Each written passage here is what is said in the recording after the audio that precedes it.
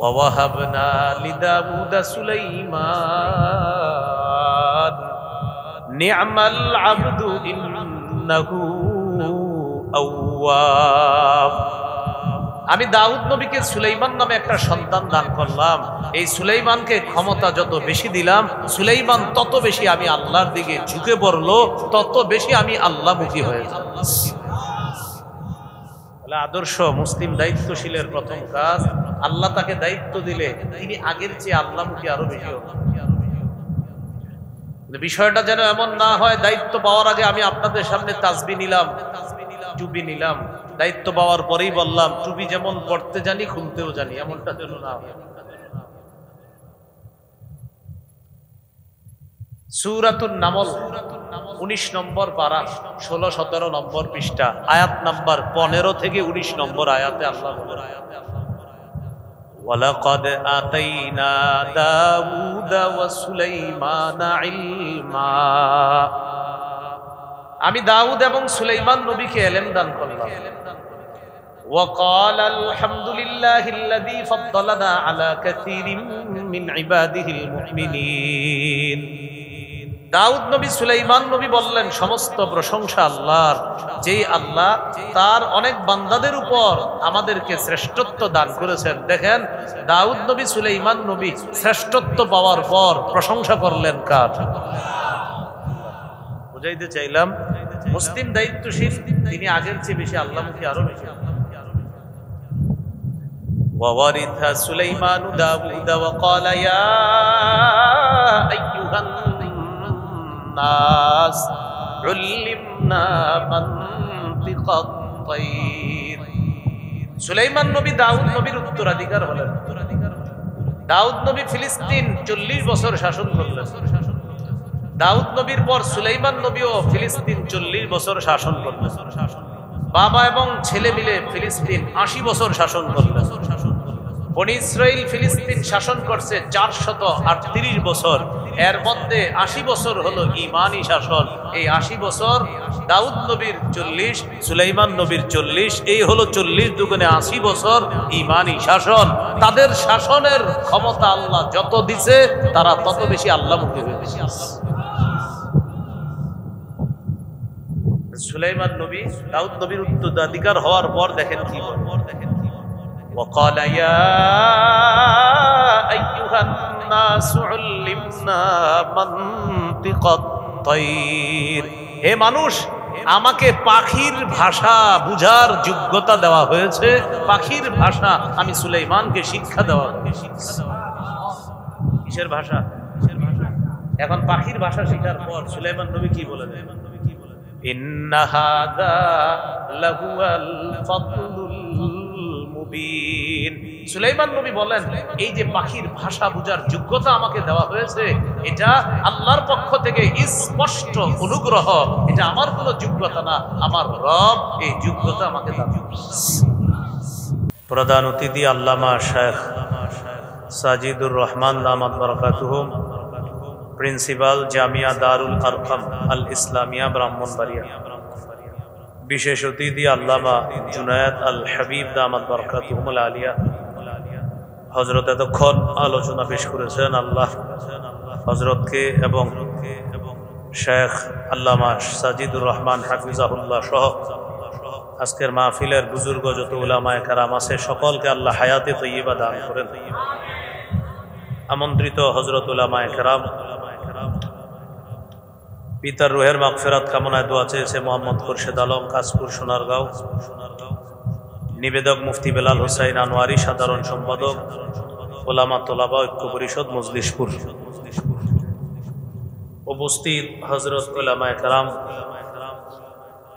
মুসলমান ভাইয়েরা, আল্লাহ তাআলার দরবারে শুকরিয়া আদায় করছি আল্লাহ আমাদেরকে এই মাহফিলে উপস্থিত হওয়ার তৌফিক দান করেছেন বলি আলহামদুলিল্লাহ। আমি আপনাদের সামনে সূরাতুল হজ, এই সূরার 41 নম্বর আয়াতে কারিমা তেলাওয়াত করেছি। সূরা আম্বিয়ার 81 নম্বর আয়াতে কারিমা তেলাওয়াত করেছি।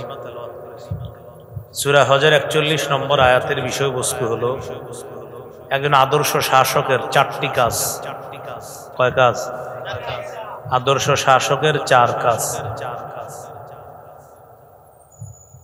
অন্য যে আয়াতে কারিমা তেলাওয়াত করেছি সেখান থেকে আমরা আলোচনা শুনব আদর্শ শাসকের 10 গুণ। তাহলে আদর্শ শাসকের কাজ কয়টা, গুণ কয়টা? 10টি। তাহলে আজকের আলোচনার আলোচ্য বিষয় হলো 4 কাজের যোগ্যতা রাখে এবং 10 গুণে গুণান্বিত ব্যক্তিকেই এলাকা, থানা, জেলা, রাষ্ট্রের দায়িত্বশীল বানানোর চেষ্টা করা, এটা আমাদের দায়িত্ব, কর্তব্য। সূরা হজের 41 নম্বর আয়াতে আল্লাহ বলেন, الذين إن مكناهم في الأرض أقاموا الصلاة وآتوا الزكاة وأمروا بالمعروف ونهوا عن المنكر। আল্লাহ বলেন, আমি যাদেরকে দুনিয়াতে ক্ষমতায় অধিষ্ঠিত করি, যাদেরকে পৃথিবীতে আমি দায়িত্বশীল বানাই, ক্ষমতা দান করি, তাদের মৌলিক কাজ হবে 4টা। 1 নাম্বার, আকামুস সালাহ, তারা নামাজ কায়েম করবে, নামাজ প্রতিষ্ঠিত করবে। এজন্য যারা জনপ্রতিনিধি হিসাবে মাইকে কথা বলে, তারা এলাকার উন্নয়নমূলক, সেবামূলক অনেক কাজের প্রতিশ্রুতির কথা বলে। মুসলিম হিসাবে তাদের বলা উচিত প্রথম কথা যে আল্লাহ আমাকে ক্ষমতায় অধিষ্ঠিত করলে প্রথমে এই এলাকায় নামাজ বাধ্যতামূলক করব। কারণ আদর্শ দায়িত্বশীল শাসক যিনি হবে তার 1 নম্বর কাজ নামাজ প্রতিষ্ঠিত করা। 2 নম্বর, ওয়াআতাউস যাকাত, তারা যাকাত আদায় করবে। এই জন্য জনপ্রতিনিধি হিসাবে যিনি জনপ্রতিনিধি হতে চায় তিনি সমস্ত ঘোষণা দেওয়ার পাশাপাশি বলতে হবে, আল্লাহ আমাকে দায়িত্ব দিলে এই এলাকাকে যাকাত ভিত্তিক একটি এলাকা হিসাবে প্রতিষ্ঠিত করব, এলাকা থেকে সমূলে সুদ নির্মূল করব। কি নির্মূল করব? সুদের আওয়াজটা সবার কম হইল কেন? কি নির্মূল করব? বলেন কি? সুদ। তাহলে এলাকা প্রতিষ্ঠিত করতে হবে যাকাত ভিত্তিক, সুদ ভিত্তিক এলাকা থেকে জাতিকে বাঁচাতে হবে। এটা হলো 2 নম্বর। 3 নম্বর, ওয়া আমারু বিল মা'রুফ, তারা সৎ কাজের আদেশ করবে। 4 নম্বর, ওয়া নাহাউ আনিল মুনকার, অসৎ কাজ থেকে নিষেধ করবে। এ হলো একজন আদর্শ যোগ্য শাসক, মুসলিম শাসকের 4 কাজ। এবার আমরা আরো গুরুত্বপূর্ণ আলোচনা শুনবো। একজন আদর্শ মুসলিম শাসক 10 গুণে গুণান্বিত হবে। কয় গুণ? 1 নম্বর, মুসলিম দায়িত্বশীল যিনি হবে আমাদের, তিনি দায়িত্ব পাওয়ার পর আগের চাইতে আল্লাহমুখী আরো বেশি হবে। আগে যতটা আল্লাহমুখী ছিল, দায়িত্ব পাওয়ার পর আরো বেশি আল্লাহমুখী হবে। এটা প্রথম গুণ। সুলাইমান নবীর ব্যাপারে সূরা আম্বিয়ার 81 নম্বর আয়াতে আল্লাহ বলেন, ওয়ালি সুলাইমানা রিহা আসিফাতান তাজরি বিআমরিহি ইলাল আরদিল্লাতী বারাকনা ফিহা। আমি সুলাইমান নবীর জন্য বাতাসকে অনুগামী করে দিলাম, বাতাসের উপর তার ক্ষমতা প্রতিষ্ঠিত করলাম। সুলাইমান নবীর হুকুমে বাতাস মুহূর্তের মধ্যে 1 মাসের দূরত্বে তার সিংহাসন পৌঁছায় দিত। সুলাইমান নবীর এই ক্ষমতা যত বাড়লো, তিনি আল্লাহমুখী তত বেশি হলেন। সূরা সদের 30 নম্বর আয়াতে আল্লাহ কি বলে দেন, ওয়া ওয়াহাবনা লিদাউদা সুলাইমান নি'মাল আবদু ইন্নাহু আওয়াব। আমি দাউদ নবীকে সুলাইমান নামে একটা সন্তান দান করলাম। এই সুলাইমানকে ক্ষমতা যত বেশি দিলাম, সুলাইমান তত বেশি আমি আল্লাহর দিকে ঝুঁকে পড়লো, তত বেশি আমি আল্লাহমুখী হয়ে যাব। আদর্শ মুসলিম দায়িত্বশীলের প্রথম কাজ, আল্লাহ তাকে দায়িত্ব দিলে তিনি আগের চেয়ে আল্লাহমুখী আরো বেশি হবে।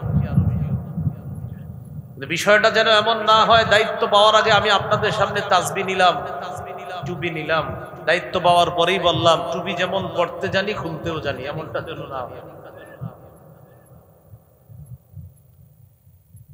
সূরাতুন নামল 19 নম্বর পারা 16-17 নম্বর পৃষ্ঠা, আয়াত নাম্বার 15 থেকে 19 নম্বর আয়াতে আল্লাহ বলেন, ওয়ালাকাদ আতাইনা দাউদা ওয়া সুলাইমানা ইলমা।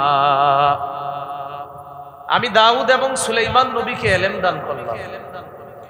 وقال الحمد لله الذي فضلنا على كثير من عباده المؤمنين। দাউদ নবী সুলাইমান নবী বললেন সমস্ত প্রশংসা আল্লাহর, যেই আল্লাহ তার অনেক বান্দাদের উপর আমাদেরকে শ্রেষ্ঠত্ব দান করেছেন। দেখেন দাউদ নবী সুলাইমান নবী শ্রেষ্ঠত্ব পাওয়ার পর প্রশংসা করলেন কার? বুঝাইতে চাইলাম মুসলিম দায়িত্বশীল তিনি আগের চেয়ে বেশি আল্লাহমুখী আরো বেশি। وورث سليمان داود وقال يا أيها الناس علمنا منطق الطير। সুলাইমান নবী দাউদ নবীর উত্তরাধিকার হলেন। দাউদ নবী ফিলিস্তিন 40 বছর শাসন করলেন। দাউদ নবীর পর সুলাইমান নবীও ফিলিস্তিন 40 বছর শাসন করলেন। বাবা এবং ছেলে মিলে ফিলিস্তিন 80 বছর শাসন করলেন। বনি ইসরাইল ফিলিস্তিন শাসন করছে 438 বছর, এর মধ্যে 80 বছর হলো ঈমানি শাসন। এই 80 বছর দাউদ নবীর 40, সুলাইমান নবীর 40, এই হলো 40 দুগুণে 80 বছর ঈমানি শাসন। তাদের শাসনের ক্ষমতা আল্লাহ যত দিছে তারা তত বেশি আল্লাহমুখী হয়েছে। সুলাইমান নবী দাউদ নবীর উত্তরাধিকার হওয়ার পর দেখেন কি বলেন, وقال يا أيها الناس علمنا منطق الطير। হে মানুষ, আমাকে পাখির ভাষা বুঝার যোগ্যতা দেওয়া হয়েছে। পাখির ভাষা আমি সুলাইমানকে শিক্ষা দেওয়া হয়েছে। কিসের ভাষা?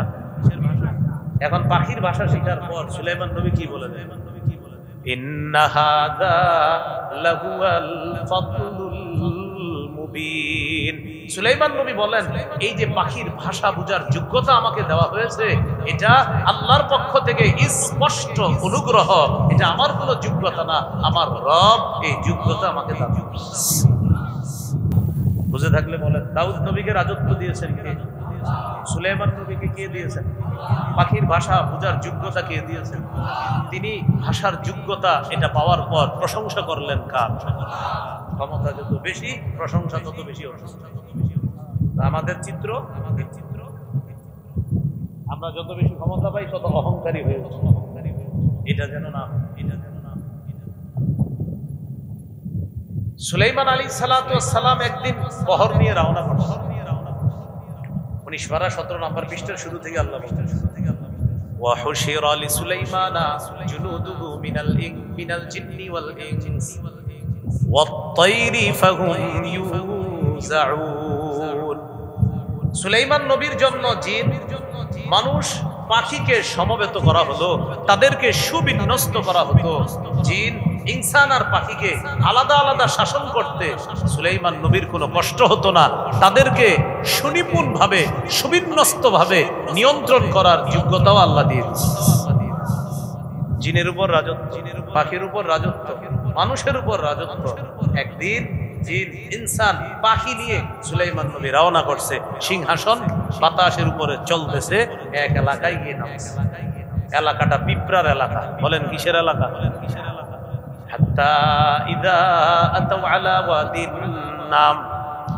যাইতে যাইতে যখন পিঁপড়ার এলাকায় গিয়ে পৌঁছলেন, قالت نملة يا أيها النمل ادخلوا مساكنكم পিঁপড়ার রানী বলল, ও পিঁপড়ার দল, তোমরা গর্তে প্রবেশ করো।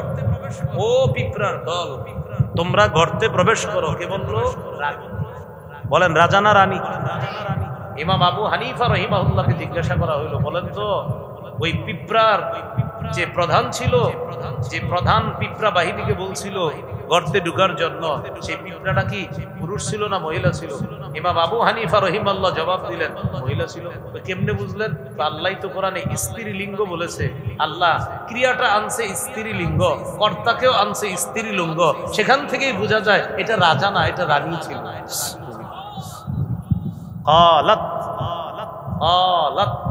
এটা হলো স্ত্রীলিঙ্গ। নামলাতুন, এটাও স্ত্রীলিঙ্গ। এখান থেকেই বোঝা যায় এটা রাজা না, এটা রানী। قالت نملة يا أيها النمل ادخلوا مساكنكم। রানী ডেকে বলল, হে পিঁপড়ার দল, তোমরা গর্তে প্রবেশ করো। লা ইয়াহতিমান্নাকুম সুলাইমান ওয়া জুনুদুহু ওয়া হুম লা ইয়াশউরুন। সুলাইমান নবী এবং তার বাহিনী না জেনে তোমাদেরকে যেন পিষে না ফেলে, কারণ তারা আমাদের এলাকায় আসছে। তোমরা ছোট্ট বাহিনী, তারা পাড়া দিতে পারে, তোমরা মারা যাইতে পারো, তারা তো বুঝতে পারবে না, তাড়াতাড়ি গর্তে ঢুকো। পিঁপড়ার রানীর এই কথাটা সুলাইমান নবী বুঝে ফেলছে। আমার সাথে এটা বাংলা বলেন, বলেন সুলাইমান নবী পাখির ভাষা, পিঁপড়ার ভাষা প্রকৃত অর্থেই বুঝতেন, প্রতীকী অর্থে নয়। হ্যাঁ, আবার বলেন, প্রতীকী অর্থে নয়, বরং প্রকৃত অর্থে।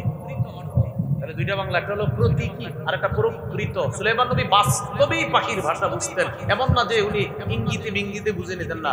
প্রতীকী এটা হলো ইঙ্গিত, আর প্রকৃত বাস্তবেই তিনি পাখির ভাষা বুঝার যোগ্যতা আল্লাহ তাআলা। এটা কেন বললাম? আপনারা না বুঝে অনেক বাংলা তাফসিরের মধ্যে এটা পেয়ে যেতে পারেন। হয়তো কেউ না বুঝে লিখে ফেলেছে যে সুলাইমান নবী পাখির ভাষা প্রতীকী অর্থে বুঝেছে। না, ব্যাখ্যা সঠিক নয়, তিনি প্রকৃত অর্থেই বুঝেছে পাখির ভাষা।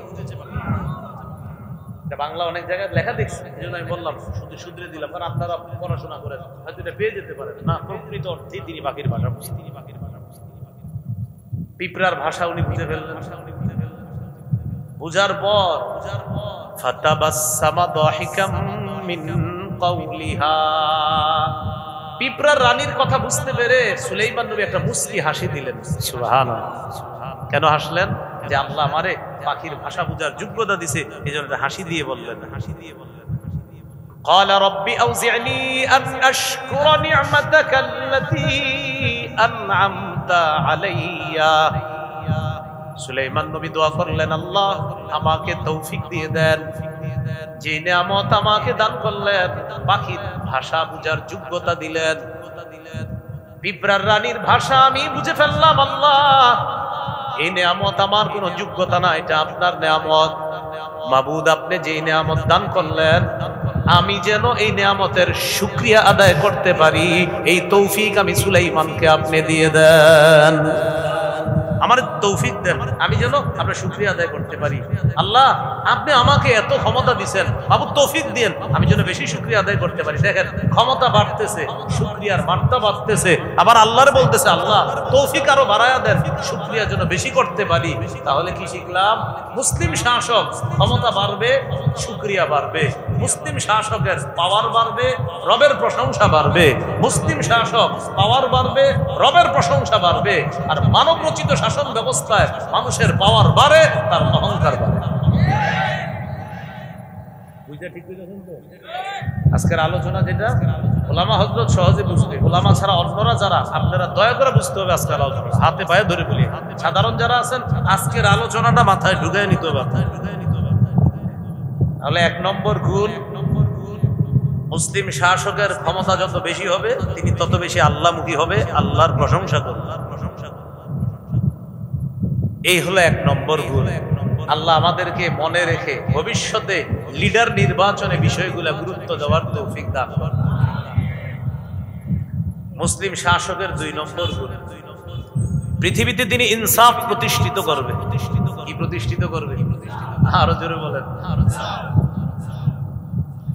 সূরা সদ 26 নম্বর আয়াত, 23 পারা 13 নম্বর পৃষ্ঠা। সূরা সদ 26 নম্বর আয়াত। আল্লাহ ইয়া দাউদ ইন্না জাআলনাকা খলিফাতান ফিল আরদ ফাহকুম বাইনান নাসি বিল হক ওয়ালা তাত্তাবি'ল হাওয়া ফায়ুদিল্লাকা আন সাবিলিল্লাহ।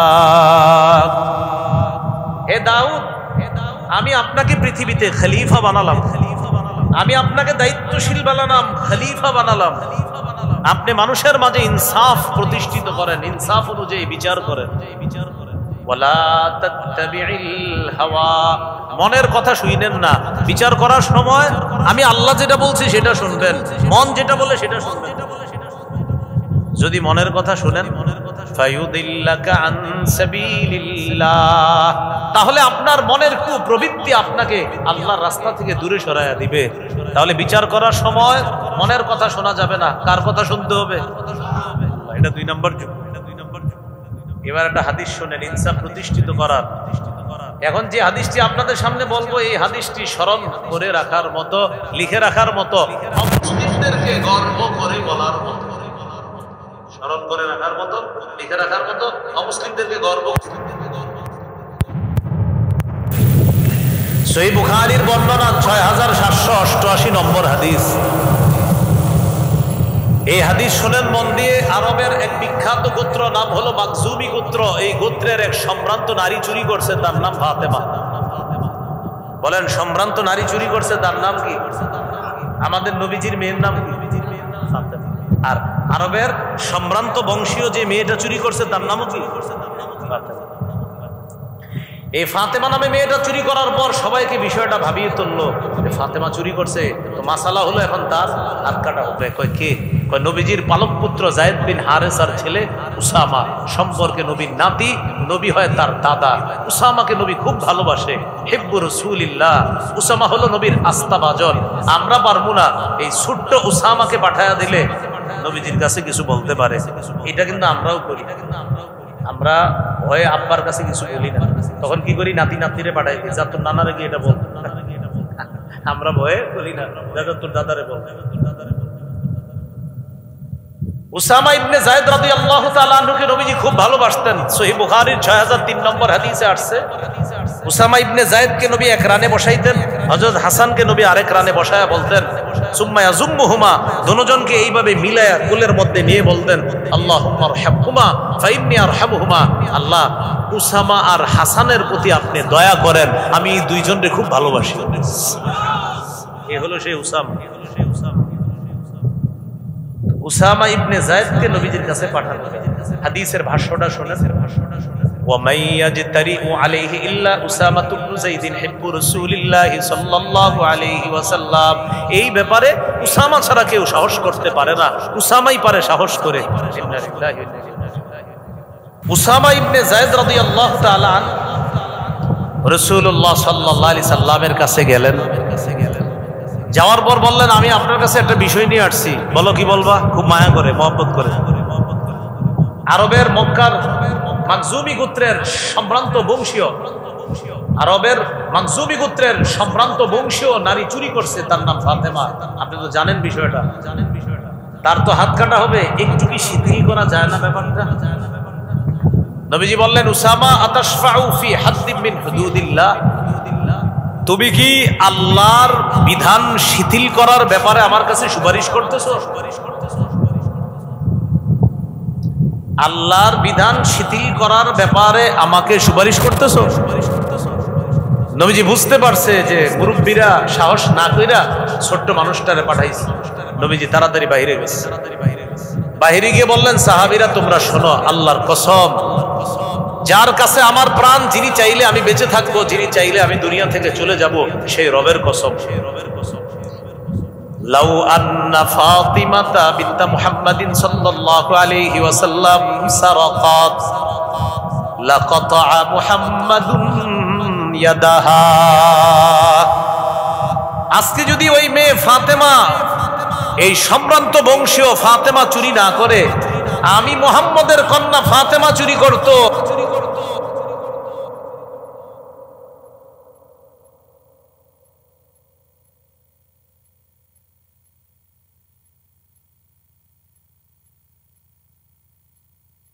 রাসূলুল্লাহ সাল্লাল্লাহু আলাইহি সাল্লাম এভাবে ইনসাফ প্রতিষ্ঠিত করার আওয়াজ তুললেন পৃথিবীতে। মুসলিম শাসকের কয় কাজ? 4 কাজ। কয় গুণ? কয়টা হলো? 2টা। 1 নাম্বার আল্লাহমুখী হবে, 2 নাম্বার ইনসাফ প্রতিষ্ঠিত করবে, 3 নাম্বার তিনি ফিতনার পথ পরিহার করে সংশোধনের পথে তিনি চলবে। সূরা আরাফের 142 নম্বর আয়াতে আল্লাহ বলেন, وَوَاعَدْنَا مُوسَى 30 لَيْلَةً وَأَتْمَمْنَاهَا بِعَشْرٍ فَتَمَّ مِيقَاتُ رَبِّهِ 40 لَيْلَةً وَقَالَ مُوسَى لِأَخِيهِ هَارُونَ اخْلُفْنِي فِي قَوْمِي وَأَصْلِحْ وَلَا تَتَّبِعْ سَبِيلَ الْمُفْسِدِينَ। আল্লাহ বলেন, আমি মুসা নবীকে ওয়াদা করলাম 30 রাতের। 30 রাতের ওয়াদা করার পর আরো 10 বাড়াইলাম, মোট হলো 40 রাত। মুসা নবী তুর পাহাড়ে যাবে, সেখানে 40 রাত ইতিকাফ করার পর আল্লাহ তাকে তাওরাত কিতাব দিবে। মুসা নবী পাহাড়ে কিতাব নিতে যাওয়ার আগে তার ভাই হারুন নবীকে বললেন, উখলুফনি ফি কওমি, ভাইজান আমার অবর্তমানে আমার এই সম্প্রদায়ের উপর আপনি দায়িত্ব পালন করবেন, আমি থাকবো না, দায়িত্বটা আপনি পালন করবেন। ওয়া আসলিহ, আপনি সংশোধনের পথে চলবেন। ওয়ালা তাত্তাবি' সাবিলাল মুফসিদিন, যারা ফাসাদ সৃষ্টি করে আপনি তাদের পথে চলবেন না, আপনি সংশোধনের পথে চলবেন, ন্যায়ের পথে চলবেন। যারা অন্যায় সৃষ্টি করে তাদের পথে চলবেন না। তাহলে মুসলিম শাসকের 3 নাম্বার গুণ, তিনি ন্যায়ের পথে চলবে, অন্যায়ের পথ পরিহার করবে। 4 নাম্বার গুণ, এটা আমার সাথে একটু বলেন যেন মনে থাকে। বলেন, শিষ্টের লালন, দুষ্টের দমন। বলেন সোজা বাংলায়, বলেন ভালোকে লালন করা, ভালোকে লালন করা, দুষ্টকে দমন করা। এটা সুন্দর বাংলা হলো শিষ্টের লালন, দুষ্টের দমন। ভালো মানুষকে লালন করা, খারাপ মানুষকে দমন করা। কিন্তু আমরা দেখি বর্তমান পৃথিবীর চিত্র ভিন্ন। খারাপগুলা লালন করা হয়, ভালোগুলা দমন করে তাদেরকে নির্বিচারে বিনা অপরাধে জেলের মধ্যে বন্দী করে রাখা। খারাপকে লালন করে আর ভালোকে করে দমন, অথচ উল্টা নিয়ম ছিল ভালোকে লালন করা, খারাপকে দমন করা। উল্টা হচ্ছে, খারাপকে লালন করছে আর ভালোকে দমন করছে। সূরা কাহফ 83 থেকে 92 নম্বর আয়াত পর্যন্ত আল্লাহ তাআলা যুলকরনাইন বাদশার 2টি সফরের কথা বলছে, খুব মন দিয়ে শুনেন। বাদশাহ যুলকরনাইন বাদশার 3টা ঐতিহাসিক সফরের কথা আল্লাহ কোরআনে আলোচনা করছে। একটা সফর হয়েছে পৃথিবীর একদম পশ্চিম প্রান্তে, আমি ভুল না করলে এটা পশ্চিম। আরেকটা সফর হয়েছে পৃথিবীর একদম পূর্ব প্রান্তে। আরেকটা সফর হয়েছে কোরআনে আছে, কোন দিকে হয়েছে এটা কোরআনে নাই। কোরআনে 3 সফরের কথা আছে। প্রথম সফর পশ্চিমে, এটার কথা কোরআনে আছে। দ্বিতীয় সফর একদম পূর্বে, এটাও কোরআনে আছে। 3 নাম্বার সফরের কথা আছে, কোন দিকে আছে এটা নেই। মুফাসসিরিনে কেরাম গবেষণা করে বলেন 3 নাম্বার সফরটা হয়েছে পৃথিবীর উত্তরে। তাহলে প্রথম 2টার আলোচনা ডাইরেক্ট কোরআনে আছে। 3 নাম্বার সফরের কথা আছে, দিকের কথা নাই। দিকের কথা কারা বলছে? মুফাসসিরিনে কেরাম, যে 3 নাম্বার সফরটা রাশিয়ার দিকে হয়েছে, উত্তরে। এবার আমরা আলোচনা শুনতেছি 4 নাম্বার, শিষ্টের লালন, দুষ্টের দমন। এই দলিলটা আগে নেই আমরা। সূরা কাহফের 83 থেকে 92 নম্বর আয়াত। বাদশাহ যুলকরনাইনের প্রথম সফরটা হয়েছে পৃথিবীর একদম পশ্চিমে, যেখানে সূর্য ডুবে যায়। আল্লাহর কোরআনের ভাষা। বাদশাহ যুলকরনাইন একদম পৃথিবীর পশ্চিম প্রান্তে সূর্য অস্ত যাওয়ার স্থানে চলে গেলেন। ওয়াজাদাহা তাগরুবু ফি আইনিন হামিআ, গিয়ে দেখলেন সূর্যটা কাদাযুক্ত জলাশয়ের মধ্যে সূর্যটা ডুবে যায়। কাদাযুক্ত জলাশয়ের মধ্যে যেন সূর্যটা ডুবে যাচ্ছে। পৃথিবীর পশ্চিম পাশে গিয়ে দেখছেন। ওয়াজাদা ইনদাহা কওমা, সেখানে একটা জাতি পাইলেন। এই জাতি আল্লাহর সাথে শিরিক করে, তারা জালেম। যুলকারনাইন বাদশার ক্ষমতা আল্লাহ প্রতিষ্ঠিত করলেন ওই এলাকায়, তাদের উপর আল্লাহ তাকে নেতৃত্ব দান করলেন। তাহলে ওই জালেম জাতির নেতার নাম কি? যুলকারনাইন। আল্লাহ তাআলা যুলকারনাইনকে বললেন, قلنا يا ذا القرنين إما أن تعذب وإما أن تتخذ فيهم حسنا। বাদশা যুলকারনাইন, আপনি চাইলে তাদেরকে শাস্তি দিতে পারেন অথবা তাদের ব্যাপারে ভালো কোনো কিছু গ্রহণ করতে পারেন। যুলকারনাইন বাদশা জবাব দিলেন, আম্মা মান যালামা ফাসাউফা নুআযিবুহু সুম্মা ইউরাদ্দু ইলা রাব্বিহি ফায়ুআযিবুহু আযাবান নুকরা। আল্লাহ, আমি দাওয়াত দিব, দাওয়াত দেওয়ার পরেও যারা জালেম থাকবে, এই জালেমদের সাথে আমার ফয়সালা হলো আমি তাদেরকে দমন করব। মনে আসেনি? 4 নাম্বার গুণ, দুষ্টকে দমন করা, ভালোকে লালন করা। যুলকারনাইন বলতেছে, আমি দাওয়াত দেওয়ার পরেও যদি তারা জালেম থাকে, ওদেরকে আমি কঠিন ভাবে দমন করব, কঠিন শাস্তি দিব, তারপর তাদেরকে রবের কাছে ফিরিয়ে দেওয়া হবে। রবের শাস্তি আরো কঠিন, রবও তাদেরকে শাস্তি দিবে। আর ওয়া আম্মা মান আমানা ওয়া আমিলা সালিহা। ইকু দিছো, এই ইকু দিও, ইকু দিছো, ইকু মাইক ইকু দেওয়া, ইকু দিও না। আরে আমার জীবনের সবচেয়ে অপছন্দ হলো ইকু, ইকু টিকু দিও না। ওয়া আম্মা মান আমানা ওয়া আমিলা সালিহান ফালাহু জাযাআনিল হুসনা। আর যে ব্যক্তি ভালো কাজ করবে, ঈমান আনবে আর ভালো কাজ করবে, তার জন্য আমার পক্ষ থেকে পুরস্কার আছে, মরার পর আল্লাহর কাছেও পুরস্কার আছে। ভালোকে লালন করব, খারাপকে দমন করব। বাদশা যুলকারনাইন বলে দিলেন, আল্লাহ, যারা জালেম ওদেরকে দমন করব, যারা ভালো ওদেরকে লালন করব। মুসলিম শাসকের 4 নাম্বার গুণ, ভালোকে লালন করা, খারাপকে দমন করা। এবার 5 নাম্বার গুণটা আমরা জেনে নিই। বলেন, জনগণের জন্য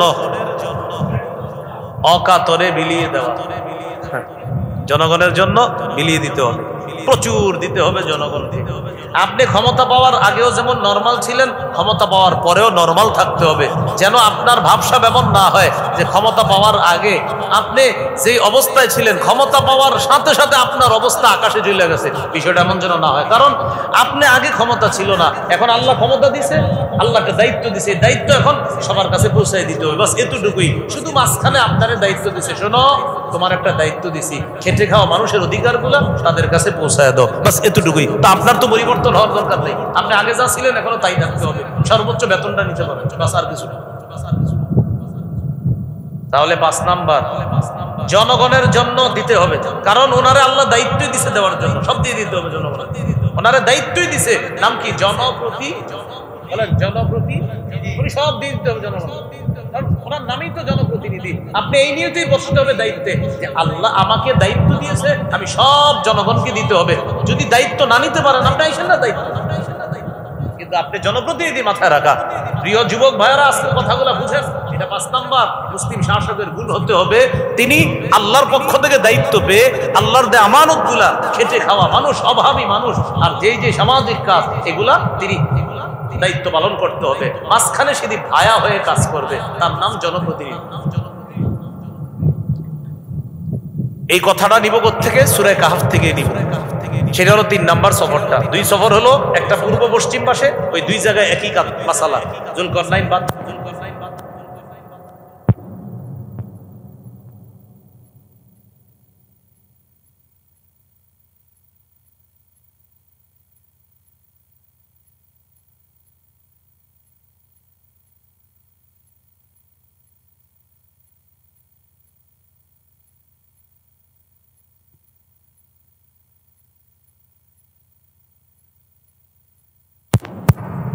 সফর করতে করতে চলে গেলেন 2 পাহাড়ের মাঝখানে।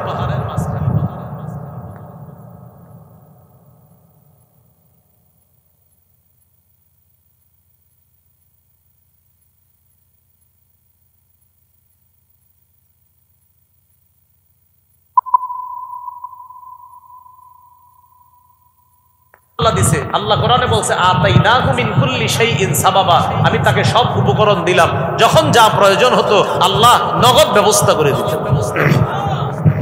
তখন তিনি একজন দুভাষী নিযুক্ত করলেন। এটা এক ব্যাখ্যা। আরেক ব্যাখ্যা, ইশারায় তাদের সাথে কথা বললেন, ইশারায়। আর ইশারার যোগ্যতাটা আল্লাহ যুলকরনাইনকে দিয়ে দিয়েছে। কোরআনে তো আল্লাহ বলছে যুলকরনাইনের যা যা প্রয়োজন আমি সব মাধ্যম ব্যবস্থা করে দিই।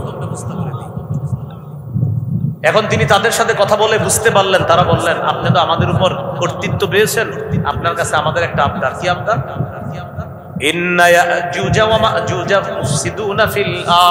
পাহাড়ের ওই পাশে দুইটা জালেম জাতি আছে, একটার নাম ইয়াজুজ আর একটার নাম মাজুজ। এটাই ইয়াজুজ মাজুজ, শুনছেন না?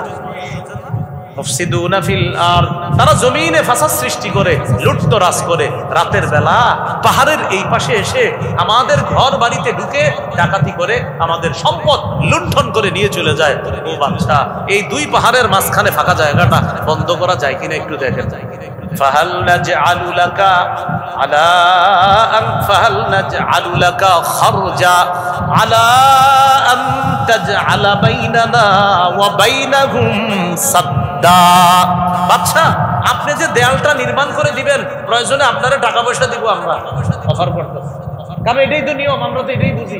কারেন্টের খাম্বা লাগবে, খাম্বা এটা তো সরকার ব্যবস্থা করে দিচ্ছে। এরপরে হঠাৎ ঘোষণা আছে প্রতি ঘর থেকে 7,500 করে দিতে হবে। কেন? কথা কিসের খরচ? আপনি যদি দিছে এটা আপনার জন্য, এটা এই জন্য প্রিয় ভাইয়েরা, এগুলা না হওয়া। প্রত্যেকে বলছে এখানে যারা আছেন, আমি বলি আপনিও দায়িত্বশীল হওয়ার চেষ্টা করেন। এইভাবে যে আমি দায়িত্বশীল হব মানে শুধুমাত্র আমি ভায়া হব, আল্লাহর দেওয়া আমানত আমি মানুষের কাছে পৌঁছে দেব। এরকম নিয়ত যদি না থাকে, হাতে পায়ে ধরে গেলে আপনি প্রতিনিধি হওয়া দরকার। কিন্তু যদি মনে করেন আপনি পারবেন, তো আপনি হন। কারণ একজন তো আছে, আপনি আজকে বললে কালকে একদিন, সত্যি বলছি কালকে একদিন। তো জনগণ কি বললো যুলকরনাইনকে? বাদশা, সাধারণত যে বাদশারা কিছু করে দিলে টাকা টুকা নেয়, মানে অনেক সময় দায়িত্বশীলরা, তো আপনিও তো একটা দেয়াল করে দিবেন, প্রয়োজনে আমরা ট্যাক্স টুক দিব। খরজান অর্থ হলো ট্যাক্স। খরজান অর্থ কি? ট্যাক্স।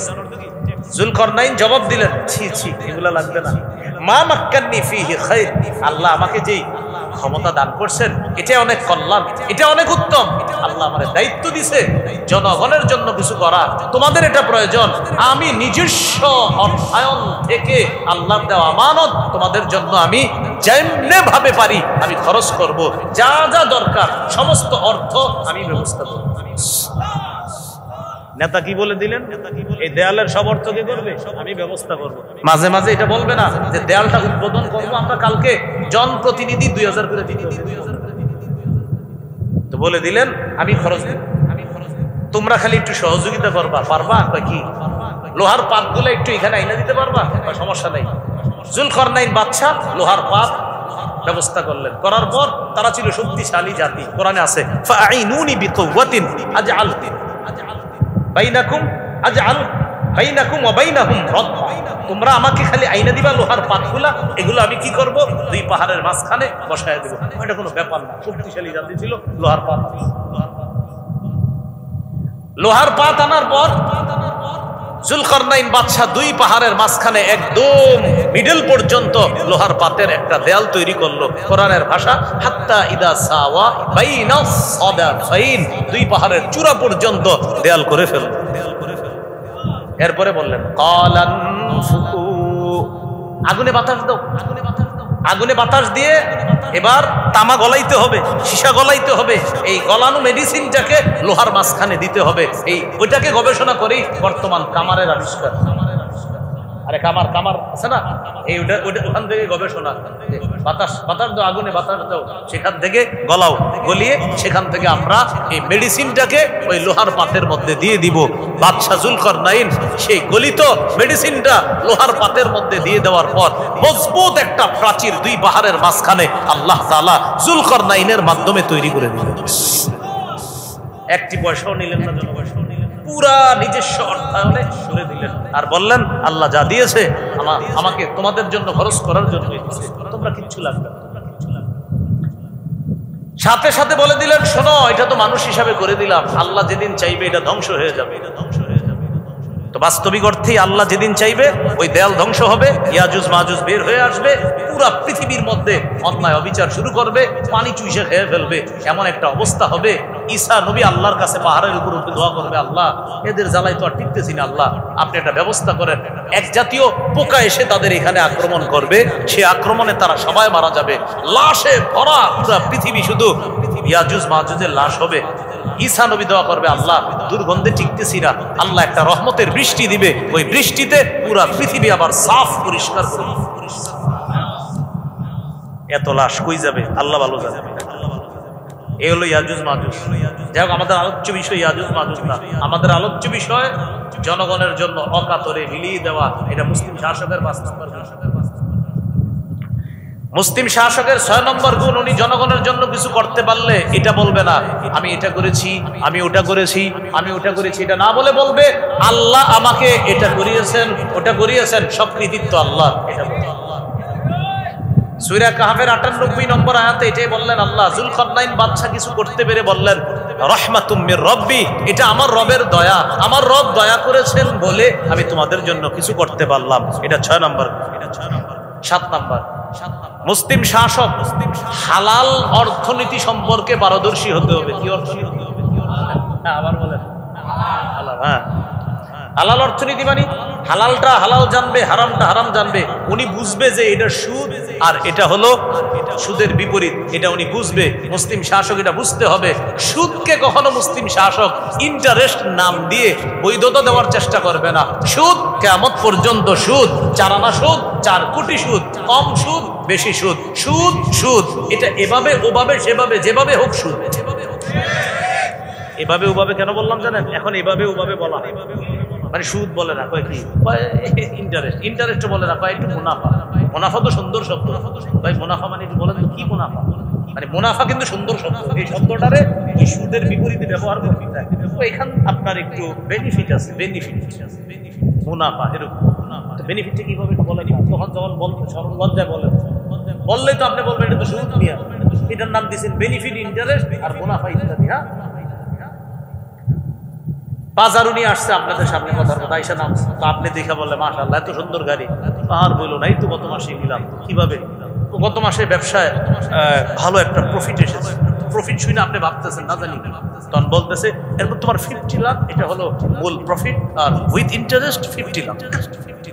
মানে আপনার ইংরেজিতে কইলো আর কি, উনি 50 লাখ লাভ হয়েছে আর 50 লাখ সুদ, আর আপনি ইংরেজি শুনে বুঝলেন কি আল্লাহ কত বড় ব্যবসায়ী।